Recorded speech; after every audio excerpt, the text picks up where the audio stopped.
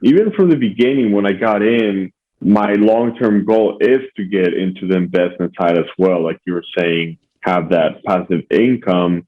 But I figured I wanted to learn it from the ground up. If you're a residential real estate agent earning $200,000 a year and you want to grow your passive income, this show's for you. Learn the secrets other agents use and hear from experts in our field in order to guide you along your journey to investing in assets like apartment communities so that you can turn your commissions into cash flow. I'm Randall DeCleared. Let's go, baby.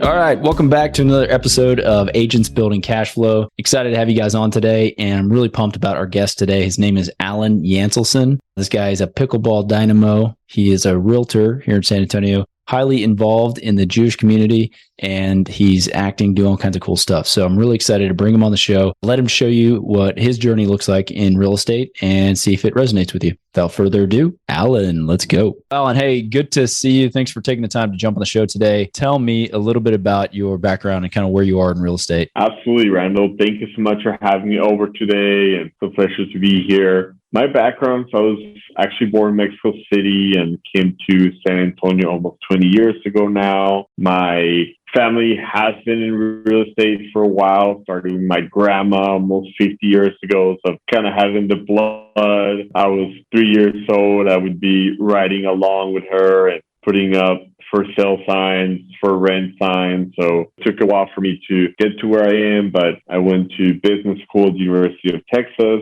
at the McCombs School of Business, and then graduated, started working in finance a little bit and marketing, and now been in real estate for 4 years. You mainly focus right now on the brokerage side of the business. And is that what your grandma was doing? Was she buying? They started out also on the sales side and the brokerage side, but then they switched more into the investment side. Okay. Did you inherit any of those like deals, or have you run investments in a sense? So I've helped out with parts of the business. Thank God she's still alive. So she's 84 and wakes up every day, goes to work, collect rent. So, there's definitely been some cross collaboration, me being with JBGoodwin at the moment. And of course, like getting a lot of advice from them, and they'll come check out my open houses, and, like any listings I have, they'll give me constructive criticism, quote unquote. Thanks, Grams. Love it. Right. Yeah. But yeah, it's definitely been beneficial to have that background and experience on my side. Yeah, it's interesting. I was reading that in your bio and you told me the other day when we were playing pickleball that you speak 4 or 5 languages. How many? 5.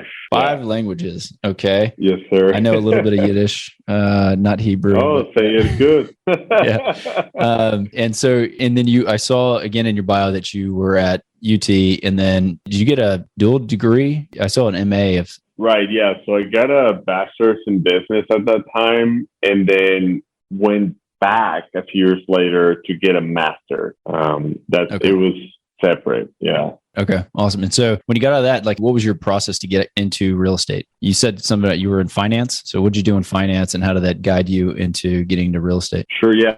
So I started out after graduation. I went over to Merrill Lynch and was working in the financial services there. And it was similar to real estate in the fact that it was on me to build the practice and get the clients, get all the training, the licenses. And it came to a point where I realized it wasn't for me, mainly on the marketing end of things, which is my background, my major with marketing. So it's very litigated, the finance industry, and there's a lot of regulations as well. So in terms of like creativity and being able to have flexibility and innovate with marketing, that didn't exist. Like there were a lot of initiatives that I wanted to do, and our compliance officer would shut us down. So after being laid off and not really sure what I wanted to do, I had a conversation with my mom and my uncle. We were having dinner, family dinner, and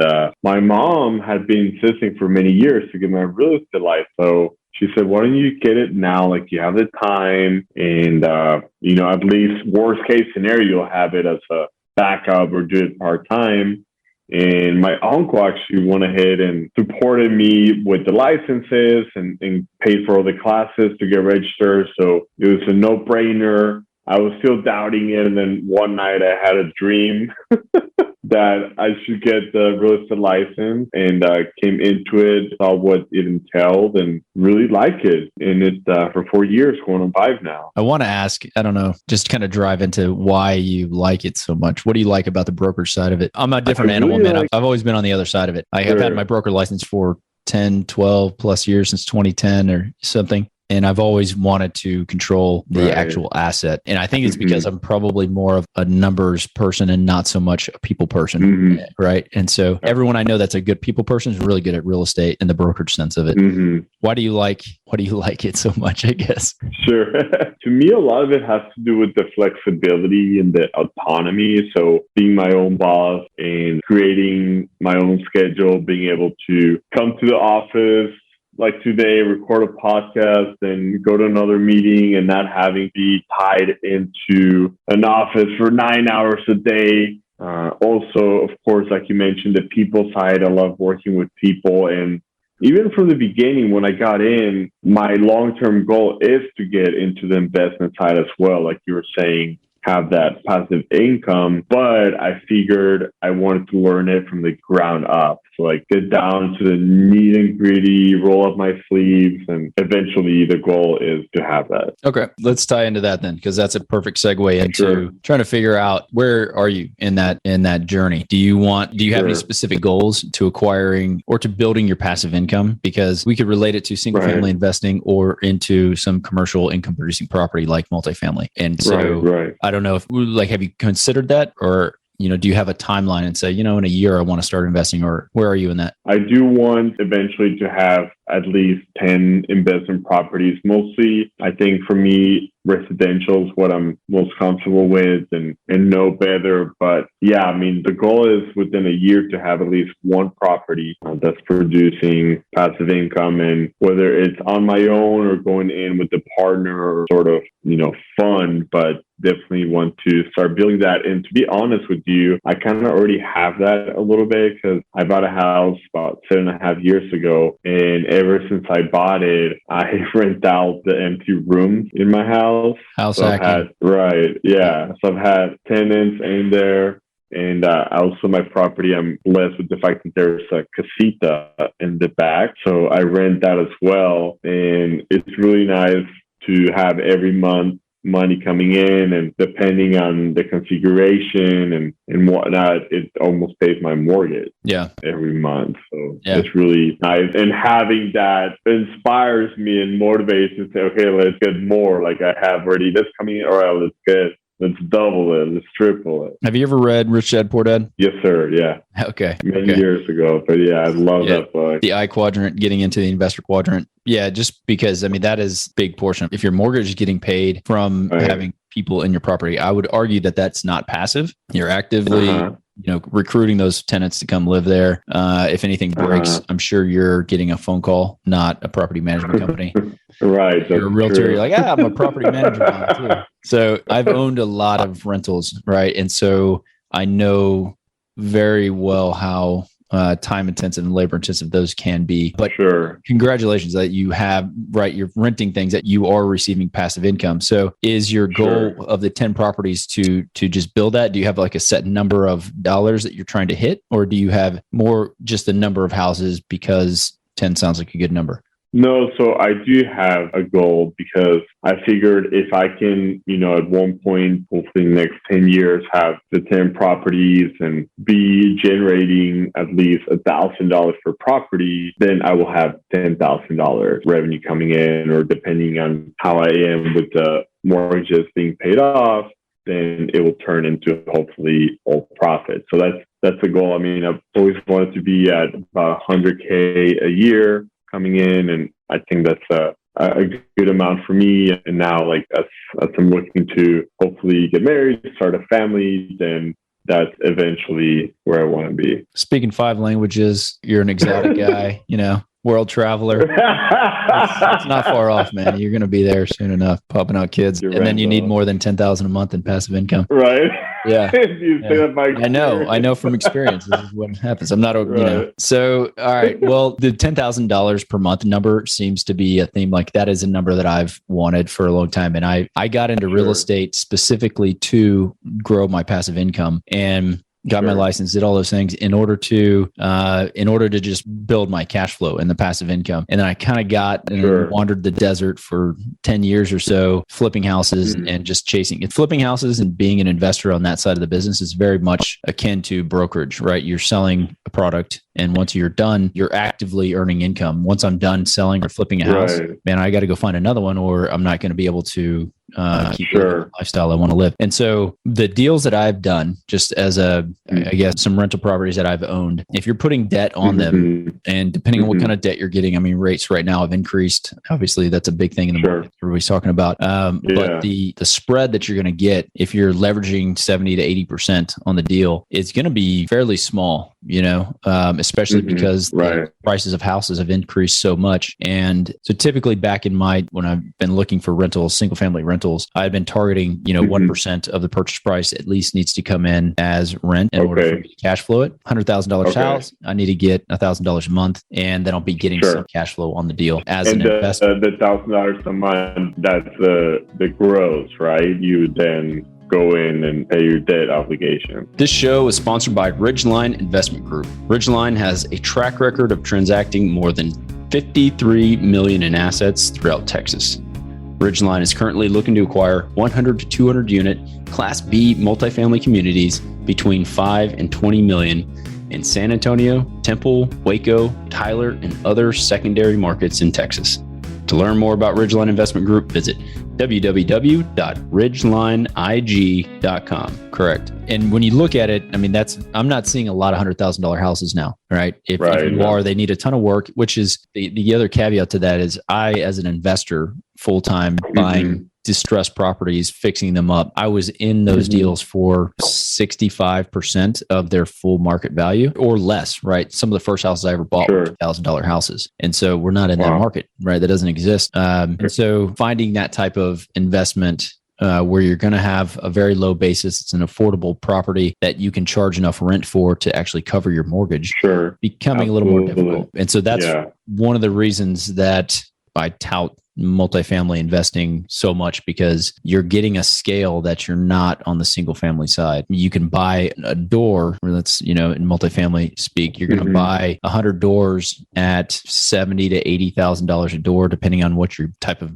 product you're looking at. And again, you're not necessarily, if you're getting $800 a month per door, then that's that 1% on a per door basis, right? Compared to paying $150 for a starter house where you're still only getting $1,000 or $1,200 a month. It just depends on what it is. Obviously, every market is different, but in San Antonio specifically, like we're buying it's a 3,200 square foot house. There's no way I'm going to cash flow that house just based on sale price and the rents in the area. I think I can get $2,500 $2,200 a month maybe in rent, and the house will be worth $400,000. So if I mortgaged it, and then it would be like, it's just not going to cover. And so every month I'd be coming out of pocket. Whatever your goals are, those are your goals, right? Where you're trying to go. If you want to buy 10 houses and you want to own them free and clear, and you think you're clear, $1,000 a month on those houses, that hits your goal. Is there anything that's kind of stopping you from starting that today? Like, what would you think would be your biggest challenge? Right. So I think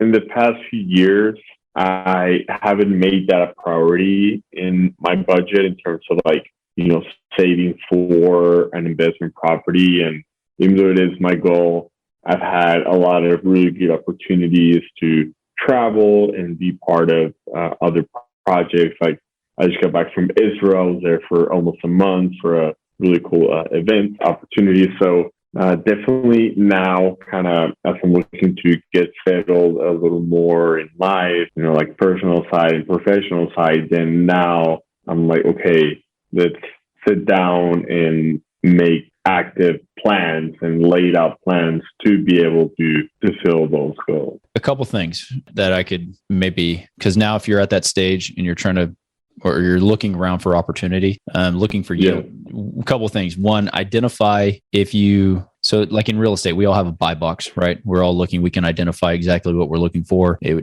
3-bed, 2-bath needs this, da, da, da, da. So similarly, as an investor, you need to figure out, do you need cash flow? Because that'll be a certain type of product, a certain type of asset. If you don't, and you just want to build wealth over time, so you're looking for appreciation or you're looking for, that spread to grow, that'll be a certain type of asset. Again, for me, when I'm targeting a cash producing property, it may be a C-class multifamily, or it may be an East Side property in San Antonio that needs a lot of value add work so that I can get those rents to, the cash flows coming in. If I'm looking for just, safe, secure place to put money, buy an A-class type of property or B-class multifamily.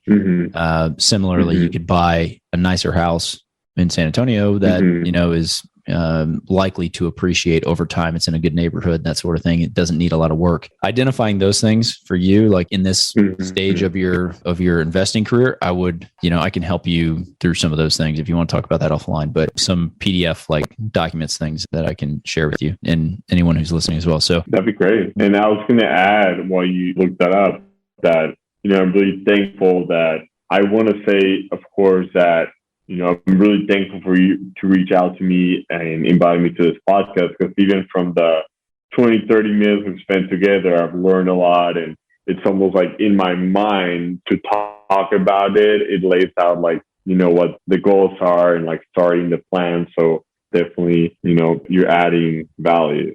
It's a thing that is constantly evolving, your investment journey, but just getting started. There are a lot of people who want to start and then they never do for whatever reason. So the value of creating passive income, again, if you read Rich Dad Poor Dad and getting into the investor quadrant where your money's working for you, it's very powerful. If you were earning currently $10,000 a month passively, your trip to Israel would not have hindered any of your brokerage business, right? And so you get the benefit of working with your clients, you get the benefit of serving them to the best of your ability, but at the same time, you're growing your passive income on the side. So are you with me? 100%. I love that. That's great. I strongly encourage it. And again, on the single family side, like there are some things, if you haven't looked into, if you don't know what the BRRRR model is, which is buy, rehab, refinance, and rent.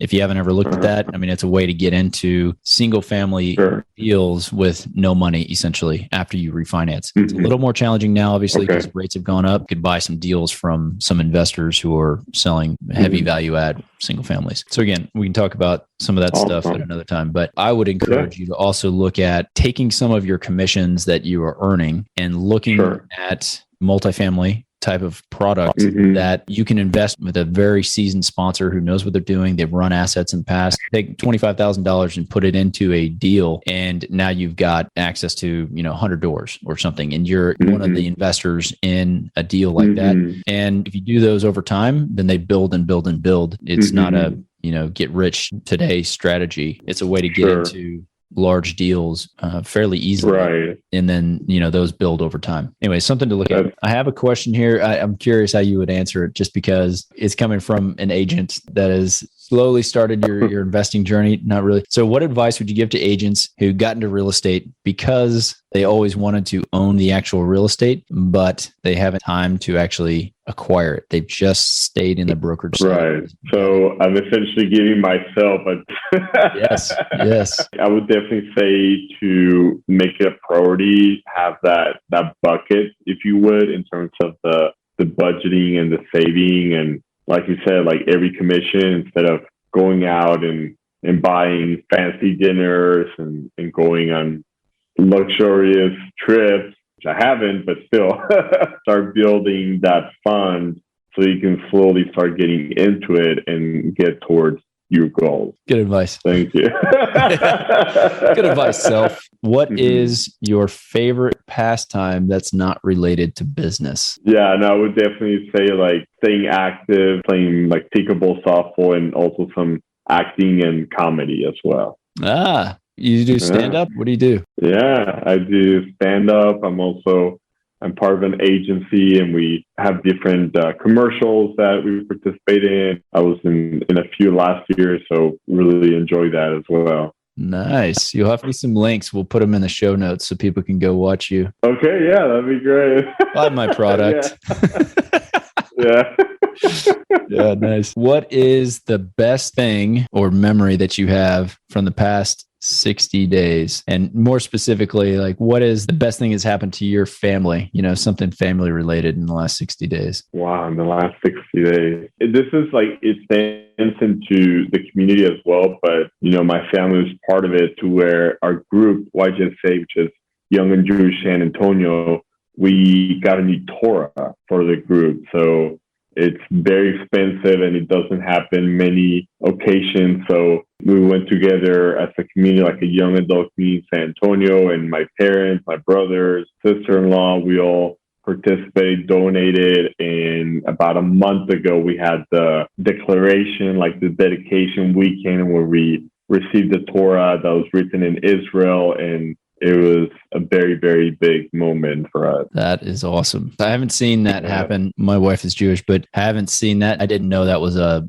ceremony. So that's interesting. We'll have to talk about that some. Yeah. Figure that out. It's a big simcha. You know what simcha is? A big festivity, a joyous moment. Well, congrats. Yeah. That's good that you guys had that experience together. All right. And the last one, name one or two people who have been most influential in the way you think or most influential to your success. My family, parents, grandmas. But in terms of like mentorship, there's a guy in town called Howie Nazel who owns a marketing firm. He's also from the community, and he's been a great mentor for me over the past 10, 12 years, actually going back to when we moved to San Antonio, almost 20 years. So he's been really influential in my life, going from, you know, when I was still going to college and attending meetings with him in like shorts and a t-shirt and saying, okay, like you need to change the way you dress if you want to be part of the conversation and serious. So I would definitely say that. And actually, now that I think about it, one of my rabbis, Rabbi Levi Telvin, he's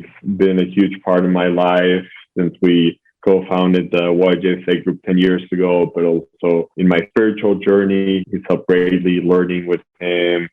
And now we also have a really cool venture called 1.5 Rabbis. You just mentioned that you started a new project. What was it called? Yeah, so it's called 1.5 Rabbis. With this rabbi I was speaking about, Rabbi Levi Telvin, we made a video about 3 years ago in 2019 to promote one of his classes at the synagogue. And it was a parody about synagogue goer stereotypes and me being like the secular Jew who like goes to synagogue and doesn't know what page we're on and trying to figure out the different rituals and whatnot. So it was hilarious and it went viral, tens of thousands of views. And that started, it's been a journey over the past few years, but we launched a month ago our new brand. We have social media channels, a YouTube channel, and just today, coincidentally, we had our newest song, like from our newest video, we made a parody song. And so the video was a big hit, and now the song is officially on Spotify, Apple Music, YouTube, any streaming device you can. That's awesome, man. You'll have to. What a rabbi got to do. Send me the link. I'll put it in the show notes. We can plug it too. Okay. That's funny. Yeah, that'd be great. Thank you, Alan. It's been real. But I don't know how it'll come all cut up. We'll see how. Right. Yeah. In closing, just tell everyone how they can reach out to you. I have a link to your bio I can throw in the show notes as well so that everybody can see what you're working on, and it has your contact information there for JB Goodwin. But yeah, tell everybody how they can get a hold of you. Yeah, absolutely. So you can call or text me 210-473-9291 or go to my website, alanyancelson.com, and all my social media handles are also at Alan Yancelson. So that's a great way to keep up with me and everything that's going on. We look forward to the next Rabbi video. Yes, sir. And I look forward to seeing you on pickleball on Sunday. Let's go get that. Right. Let's go. BH, awesome. Baby. Bring in heat. All right, Alan, have an awesome day. Thanks so much. Catch up with you soon. Surprisingly, most of the agents we speak with got into real estate hoping to gain passive income and become work optional. However, only 1 in 5 ever start investing. Most are simply too afraid to start. Once you get educated by listening to this show, You'll be able to overcome that fear and become the 1 in 5 who are finding financial freedom. Don't miss a single episode. If you want to stay up to date, the best way is to make sure you're subscribed. So if you haven't done that, go ahead and do it now. And we'll catch you on the next episode.